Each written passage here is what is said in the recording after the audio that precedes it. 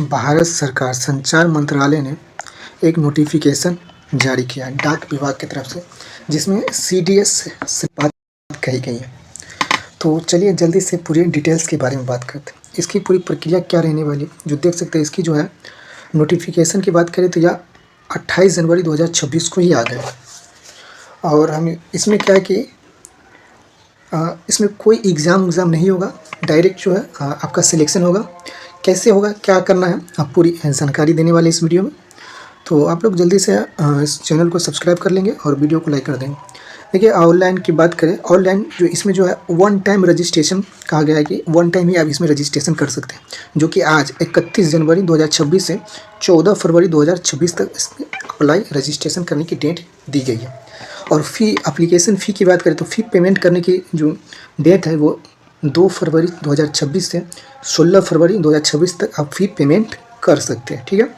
और यहाँ पे बात करें करेक्शन की, अगर आप फॉर्म अप्लाई करते हैं और आपके फॉर्म में कोई भी गलत चीज़ हो जाती है, जैसे कि आप अपने नाम ही गलत फिल कर दिए या आप अपने डेट ऑफ बर्थ गलत फिल कर दिए, तो वो जो करेक्शन करने की डेट दी गई है वो 18 फरवरी से 19 फरवरी, यानी एक दिन का टाइम आपको दिया जाएगा। इतने में आपको जो है आपका करेक्शन जो है सही कर लेना है, ठीक है। ये सीडीएस की भेजती है, जो पूरी नोटिफिकेशन आप देख सकते हैं, ये बहुत 40-45 पेज की है, दी गई है, ठीक है। इसमें कैटेगरी वाइज बात करें तो बीपीएम इसकी सैलरी जो है 12,000 से 29,308 तक के जाने, और डाक सेवा एबीपी जिसे शॉर्टकट में कहा जाता है, इसमें 10,000 से 24,470 तक की सैलरी दी जाती है, ठीक है। तो ये पूरी है। तो इसमें जो है SC/ST को 5 साल का छूट दिया गया, और बैकवर्ड OBC बैकवर्ड क्लास के लिए 3 साल की छूट दिया गया। EWS के लिए कोई छूट नहीं है, और PW जो विकलांग है, बैंक मार्चर है, उसको 10 साल की छूट दिया गया। OBC से अगर बेंच मार्कर है तो आपको 13 साल की छूट दी गई है।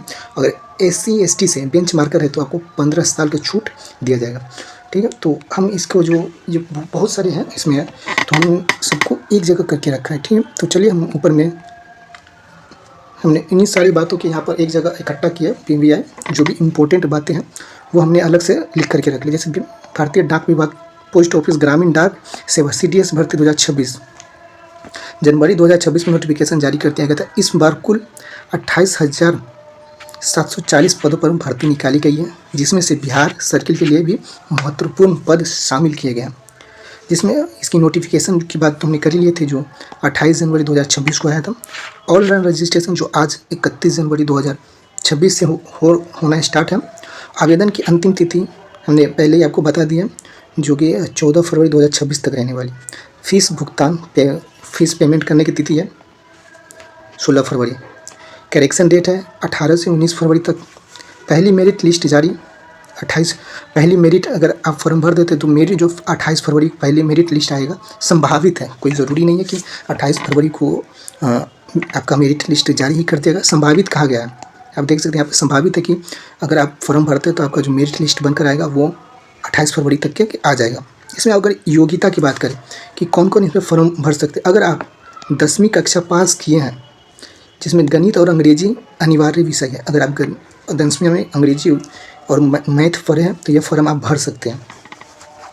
स्थानीय भाषा आना चाहिए, आपको साइकिल चलाना आना चाहिए। स्थानीय आपको भाषा आना चाहिए और साइकिल चलाना आना चाहिए, और कंप्यूटर बेसिक ज्ञान भी होना चाहिए, बेसिक ज्ञान। आयु सीमा जो है आपको 14 फरवरी तक आप 18 साल के हो जाने चाहिए। अगर 14 फरवरी तक आप 18 साल के हैं तो यह फॉर्म फिल कर सकते हैं। न्यूनतम उम्र की बात 18 साल, अधिकतम अगर आप 40 साल तक के हैं फिर भी आप ये फॉर्म भर सकते हैं। SC/ST को 5 साल को छूट दिया गया, और OBC को 3 वर्ष की छूट मिली है।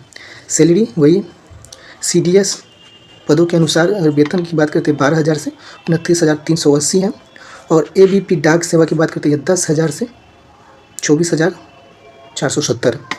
चयन प्रक्रिया कैसे हो, इस भर्ती की सबसे खास बात यह है कि इसमें कोई परीक्षा नहीं है, कोई परीक्षा नहीं होती। मेरिट लिस्ट चयन पूरी तरह से 10वीं के अंकों पर। अब बात करते हैं सिलेक्शन प्रोसेस की, कि आपका सिलेक्शन कैसे होगा। आपका इसमें जो सिलेक्शन की प्रोसेस दी गई 10वां की मार्कशीट पे होगा, ठीक है। 10वां की मार्कशीट पे आपका सिलेक्शन होगा। 10वां के में आप कितने नंबर आए हैं उसके हिसाब से आपका परसेंटेज चेक किया जाएगा, उसके हिसाब से सिलेक्शन होगा।